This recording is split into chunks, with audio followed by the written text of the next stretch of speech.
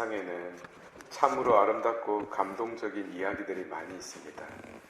그 중에서도 성경은 단일한 책으로서는 가장 많은 감동의 스토리를 간직하고 있습니다. 전 인류 역사를 통하여 가장 아름답고 감동적인 이야기 베스트 10을 뽑았는데 절반 이상을 성경이 차지했습니다. 이 중에서도 단연코 으뜸은 바로 돌아온 탕자의 비유입니다. 왜 그럴까요? 바로 우리 자신의 모습이 그대로 투사되었기 때문에 동시에 그러한 우리 어깨 위에 하느님의 한없는 자비의 손길이 걸쳐져 있기 때문입니다. 오늘 우리 모두 이 손길의 따뜻함을 느낄 수 있기를 고대해 보겠습니다. 경전의 말씀들은 자구를 넘어서는 깊은 의미들을 간직하고 있습니다. 이를 찾아 전달하는 것이 설교가들의 직무이기도 합니다만 때때로 문학가들과 예술가들이 이 깊이를 찾아주는 경우가 더 많습니다. 위대한 문학 작품 속에 혹은 사상가들의 글 속에 이 깊이들이 녹아 있습니다.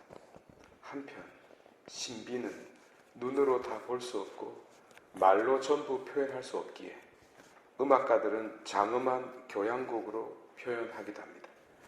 이것도 부족하여 시인들은 그림과 같은 시 혹은 음악과 같은 시로 이를 드러내기도 합니다.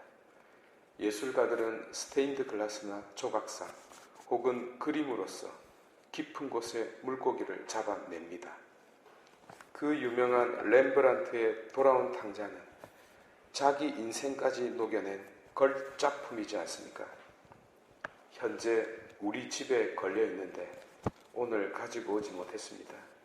다음번에 미켈란젤로의 천지창조까지 다 뜯어서 가지고 올게요. 먼저 이 작품을 설명하자면 제법 시간이 걸립니다.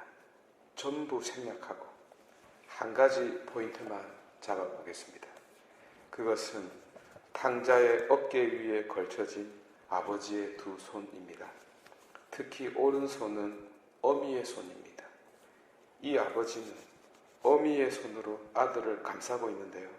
이는 앞을 잘 보지 못하는 노인이기 때문입니다. 그래서 마음으로 곧 손으로 아들이 겪은 모든 걸음들을 보고 있는 중입니다. 손으로 본다는 것을 이해할 수 있는지요? 신비와 깊이는 그저 감각으로 파악할 수 없습니다. 하여 손이 눈의 역할을 해 주어야 하고 귀도 눈의 역을 아울러 함께 맡아야 합니다. 그래서 5가지 감각이 공무원처럼 일하면 머리로 가는 철학이 되고 이 오감이 다른 역할까지 도맡아 함께 해주면 심장으로 가는 예술이자 미학이 됩니다. 예컨대 내 눈이 젊은 여인의 손을 보면 그 정보를 머리로 보내 아가서의 포도원으로 초대하고 할머니들의 손을 보면 그 정보를 가슴으로 보내 욥의 집으로 초대합니다. 똑같은 눈이지만 다른 역을 수행하는 것입니다.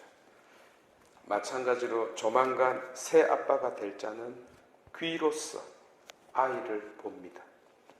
발로 차는 생생한 소리를 귀로써 보는 것입니다. 또 화가 나 있는 상대방의 말을 들으면 이 귀는 있는 그대로의 말이 아니라 말로 표현되지 않는 마음의 소리까지 첨부해서 보내줍니다. 귀가 그 마음을 보고 있는 까닭입니다. 이렇게 다른 감각, 곧 아버지의 어미 손이 탕자의 등을 어루만져 주고 있습니다. 손바닥 전체의 모든 감각을 동원하여 떠났을 때부터 돌아올 때까지의 모든 순간순간을 그 어미 손이 실시간으로 보고 있습니다. 그리고 모든 정보를 가슴으로 보내는 순간 이 아비의 마음은 스플랑크 니조마이, 곧 창자가 꼬이는 아픔을 느낍니다. 흔히 측은지심이라고 불리는 이 말이 바로 자비입니다. 그러니까 자비는 아픔을 느끼는 마음입니다. 아니, 아픔을 겪고 있는 자보다도 더 큰 아픔을 겪는 상태를 말합니다. 왜 그럴까요? 자비라는 말이 히브리어로 라훔인데 이 어원이 레헴, 곧 어미의 자궁이기 때문입니다. 어미의 태는 생명을 단단하게 보호하고 있습니다. 모든 위험으로부터 자기 새끼의 생명을 지켜내기 위해서 말입니다. 그리고 결국에는 출산의 고통까지 감수합니다. 이를 먼 발치에서 보면 마치 또 다른 자신을 탄생시키기 위해 자기 자신의 몸을 잘라내는 것처럼 보입니다. 곧 자기 자신을 토해내는 것처럼 보입니다. 그러니 얼마나 아프겠습니까? 바로 이것이 자비이고 이 자비가 곧 사랑의 어원 라함이 되었습니다. 그래서 자비야말로 사랑의 근원입니다. 이 창자가 꼬이는 아픔, 생명을 보호하는 아픔, 새끼를 출산하는 고통, 자식이 아픈 것보다 더 큰 아픔을 느끼는 스플랑크, 니조마이의 상태를 그 어미의 손이 만져보았습니다. 여기서 만져보았다는 것은 손으로 만지고 눈으로 보았다는 뜻이 아니라 그 손이 만지고 그 손이 보았으며 그 손이 먼저 느꼈다는 뜻입니다. 갑자기 그리스도의 구멍난 손, 토마스에게 내밀던 그 구멍난 손이 생각나네요. 우리를 만지고 우리의 죄악을 만진 그 손이 느꼈을 아픔이 떠오릅니다. 마찬가지로 하느님의 손이 우리의 어깨를, 우리의 등을, 우리의 가슴을 만져보고 있습니다. 그리고 그대로 당신의 심장에 전송하고 있습니다. 여러분, 신앙의 본질이 어디에 있는지 아시는지요? 그것은 나에게 있지 않고 그에게 있습니다. 무슨 말인가 하니 나에 대한 나의 판단이 아니라 나에 대한 그의 마음이 중요하다는 뜻입니다. 많은 이들이 너무나 똑똑하고 잘나서 자신에 대해서 잘 압니다. 그러나 결정적으로 모르는 것이 하나 있습니다. 그것은 나에 대한 그분의 마음입니다. 그분의 자비는 인간의 생각을 훨씬 뛰어넘습니다. 인간의 죄보다 그분의 은총이 훨씬 큽니다. 아니 모든 인간의 죄를 다 합쳐도 그분의 자비에는 발끝만큼도 미치지 못합니다. 이 이야기가 기독교 신앙의 전부를 차지한다고 해도 과언이 아닙니다. 왜 탕자의 비유가 전 인류 모든 사건을 통틀어서 모든 역사를 통틀어서 가장 아름다운 이야기가 되었겠습니까? 바로 이 자비 때문이 올시다. 그런데 어떤 자들은 마치 몸에 안 맞는 옷을 억지로 입는 것처럼 정의라는 잣대에 이 자비를 억지로 끼워 맞추어 자비가 우선이 아닌 정의를 우선시합니다. 그 입을 찢어버리고 싶네요. 왜냐하면 그분에 대한 가장 큰 왜곡을 했기 때문에, 가장 중요한 핵심을 왜곡했기 때문에, 모든 교리를 엉터리로 가르치는 것보다 그것 한 가지를 잘못 가르치는 것이 더 크기 때문에, 그렇게 함으로써 사람들로 하여금 마지막 희망을 갖지 못하도록 하기 때문입니다. 마찬가지로 성인들과 우리의 차이는 딱 한 가지밖에 없습니다. 성인들은 자신들에 대한 자신들의 생각이 아니라 자신들에 대한 그분의 마음에 모든 것을 맡겼고, 범인들은 자신들에 대하여 자신들이 자신 있게 판단하고 사는 차이입니다. 오늘 모세를 보십시오. 모세가 왜 위대한 지도자입니까? 출애굽을 이끌었기 때문입니까? 개그는 아무 때나 하는 것이 아닙니다. 그가 위대한 이유는 그의 마음이 하느님의 자비를 닮았기 때문입니다. 자안시 중생, 곧 자비의 눈으로 사람들을 바라볼 줄 알았기 때문입니다. 그래서 죄 많은 동족을 위해서 기도하지 않습니까? 그 마음 때문에 자비이신 하느님 당신이 존재론적 모순을 일으킬 수 없기 때문에 마음을 돌이켰던 것입니다.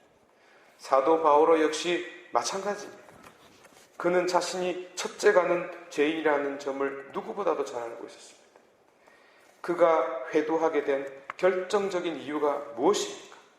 마음으로, 곧 마음속 그의 손가락으로 그리스도의 손구멍 속으로 쑤셔 넣었기 때문입니다. 토마스는 눈으로만 보았고 손가락을 찔러 넣지 않았습니다. 하지만 바오로는 찔러 넣었습니다.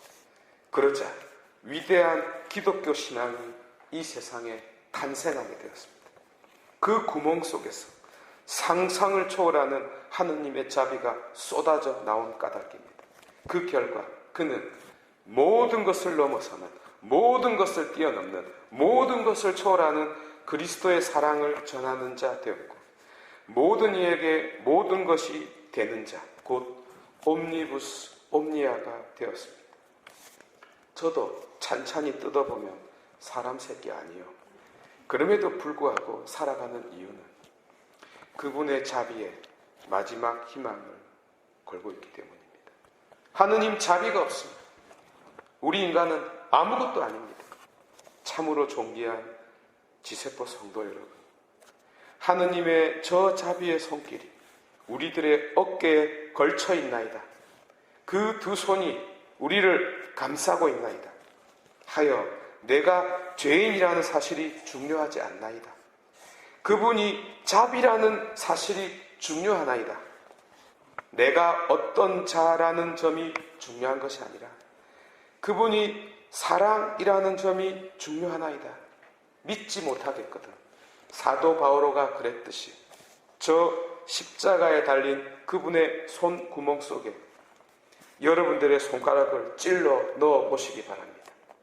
그러면 두 손바닥이 만나 두 손바닥이 본 것을, 느낀 것을 동시에 양쪽 가슴에 보낼 것입니다. 그러면 그분에게는 아픔을, 나에게는 사랑을 전할 것입니다. 그분에게는 창자가 꼬이는 아픔을, 나에게는 따뜻한 위로를 전해 줄 것입니다.